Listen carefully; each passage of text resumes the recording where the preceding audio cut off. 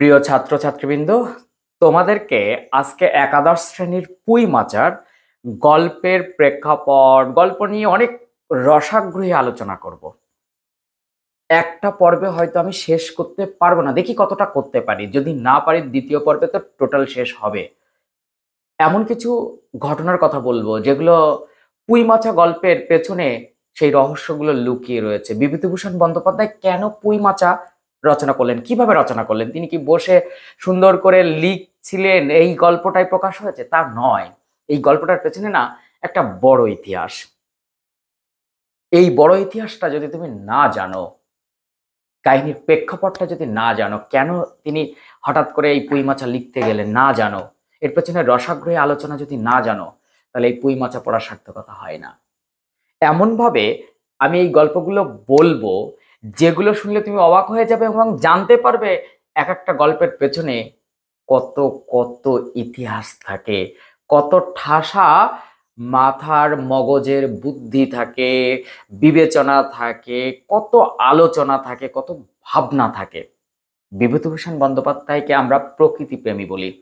আমার খুব বাড়ির কাছে বনগাঁ ইছামতির তীর।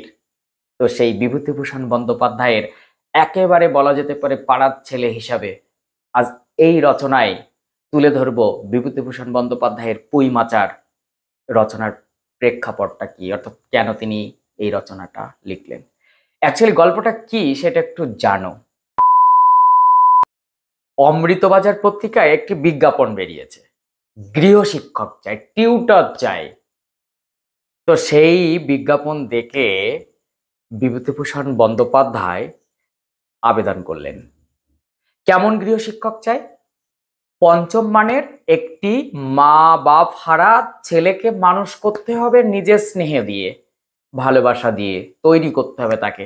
সেই গৃহশিক্ষকের বিজ্ঞাপন দেখে তিনি আবেদন করলেন। আবেদন করার সময় তিনি নিজের মাপকাঠি লিখে দিলেন। সেই মাপকাঠিতে তিনি কি লিখেছিলেন? যে আমি বিএ অভিজ্ঞ শিক্ষক, অর্থাৎ বিএ পাশ করা অভিজ্ঞ শিক্ষক, আর প্রবাসী পুরস্কার প্রাপ্ত মৌরিফুল গল্পের রচয়িতা। কি মজার না? একজন গৃহশিক্ষক, একজন টিউটর, তিনি বিজ্ঞাপন দেখে সেই বাড়ি পড়ানোর জন্য আবেদন করছেন। কে? বিভূতিভূষণ বন্দ্যোপাধ্যায়। তার নিজের শিক্ষাগত যোগ্যতায় কি লিখলেন? যে আমি বিএ পাস শিক্ষক, আমি পড়াতে চাই, আমি মৌরিফুল গল্পের রচয়িতা, প্রবাসী পুরস্কার প্রাপ্ত। ভাবা যায়? এখন তোমাদের প্রশ্ন হতে পারে এই বিজ্ঞাপনটা কে দিয়েছিলেন, সেটা এবার জেনে নাও। তারপর বিভূতিভূষণ বন্দ্যোপাধ্যায় সেই বাড়ি কি গৃহশিক্ষকতা করতে যেতে পেরেছিলেন? গল্পটা পুরো মন দিয়ে শোনো। পাথুরিঘাটার জমিদার খেলাচন্দ্র ঘোষের পুত্র রঘুনাথ, তার পুত্র সিদ্ধেশ্বর ঘোষ এই বিজ্ঞাপন দিয়েছিলেন। শেষ পর্যন্ত সিদ্ধেশ্বর ঘোষ যতগুলো আবেদন পেয়েছিলেন, এই মৌরিফুল গল্পের লেখককে তিনি তার বাড়ির গৃহশিক্ষক হিসাবে নিযুক্ত করেন। এইবারই হচ্ছে মজার ঘটনা, মনোযোগ দিয়ে শোনো কিন্তু। 1923 সালের 1 জানুয়ারি তিনি সেই পাথুরিঘাটার জমিদার বাড়িতে গেলেন। সিঁড়ি বেয়ে তিনি ওপরে উঠছেন। এমন সময় 8-10 বছরের একটি বালক এসে তাকে হাত ধরে টানতে টানতে ওপরে নিয়ে গেলেন। আর কি বললেন? আপনি তো মিতে মাস্টার। মিতে মাস্টার, এই শব্দটা শোনার পর বিভূতিভূষণ বন্দ্যোপাধ্যায় একটু ভড়কে গেলেন যে এই বাচ্চা ছেলেটি কি বলছে, মিতে মাস্টার কেন? ততক্ষণে বিভূতিভূষণ বন্দ্যোপাধ্যায়কে হাত ধরে টেনে সুন্দর করে তার গৃহশিক্ষককে ওপরে নিয়ে গেছে ওই ছোট্ট ছেলেটি। বিভূতিভূষণের কোথাও খটকা লাগলো যে হঠাৎ করে মিতে মাস্টার বলাতে। ছেলেটি তদমুহূর্তে একটু ঘুরে দাঁড়িয়ে তাকে বলল, আপনার নাম তো বিভূতি ব্যানার্জি। ঘাড় নাড়লেন বিভূতিভূষণ।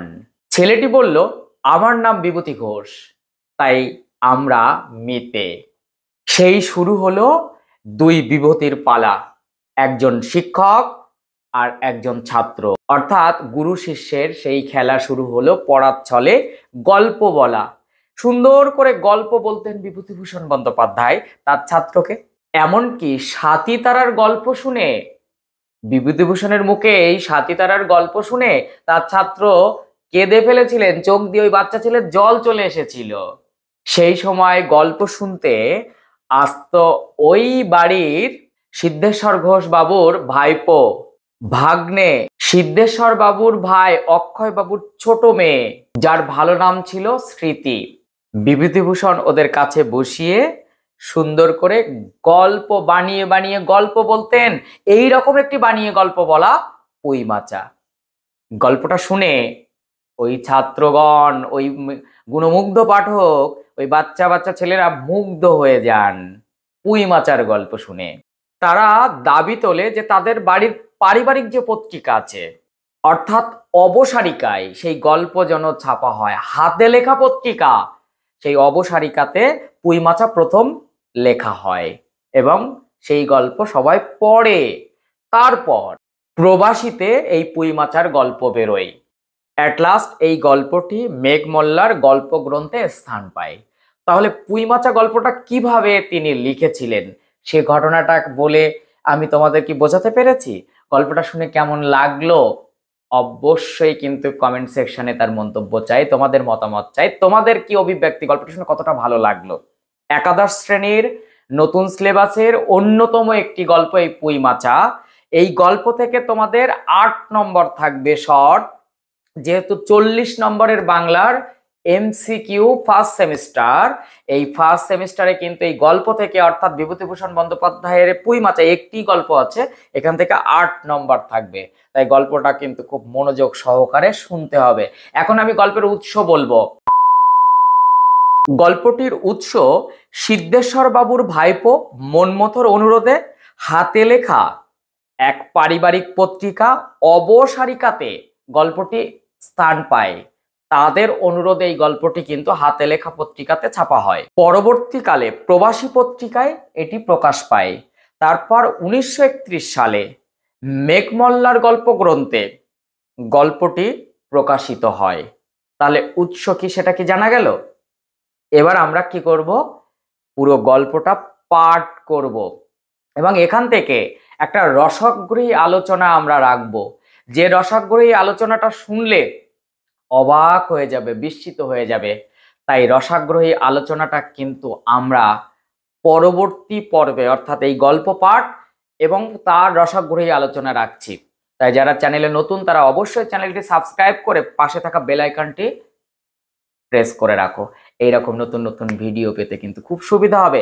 একাদশ শ্রেণীর যতই ফার্স্ট সেমিস্টারের গদ্য পদ্য আছে, সাহিত্যের ইতিহাস ভাষা, আমি প্রত্যেকটা ধরে ধরে পড়াবো। শুধু তাই নয়, আমি মডেল সেট দেব যে কিভাবে কিভাবে তোমাদের প্রশ্ন হবে, কিভাবে উত্তর করতে হবে।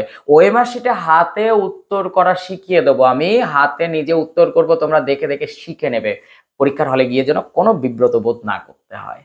তো সবাই ভালো থেকো, সুস্থ থেকো। সঙ্গে পুঁই মাচা গল্পটি খুব ভালো করে পাঠ করো। আমরা দ্বিতীয় পর্বে গল্পটা পাঠ করব, বিভূতিভূষণ বন্দ্যোপাধ্যায় সম্পর্কে কিছুটা বলবো, অর্থাৎ লেখক পরিচিতি, এবং এর থেকে ইম্পর্টেন্ট কোন প্রশ্নগুলো সেগুলো বলবো। শেষে গিয়ে সেই রসাগ্রহী আলোচনাটা কিন্তু করব। তাই দ্বিতীয় পর্বটা কিন্তু একটু বড় হতে চলেছে। যাদের ক্লাস 11 তারা অবভিয়াসলি বন্ধুদের মধ্যে এটা শেয়ার করে দাও। বন্ধুরাও কিন্তু সুন্দর করে এই গল্পটা জেনে নিক এবং তৈরি হয়ে যাক আগামী সেপ্টেম্বরের 3 থেকে 18 তারিখের মধ্যে যে তোমাদের ফার্স্ট সেমিস্টার হবে, সেখানে যে 8 নম্বর আনসার করতে হবে এই গল্প থেকে, তাতে কিন্তু তাদের কোনো সমস্যা থাকবে না। তো টাটা।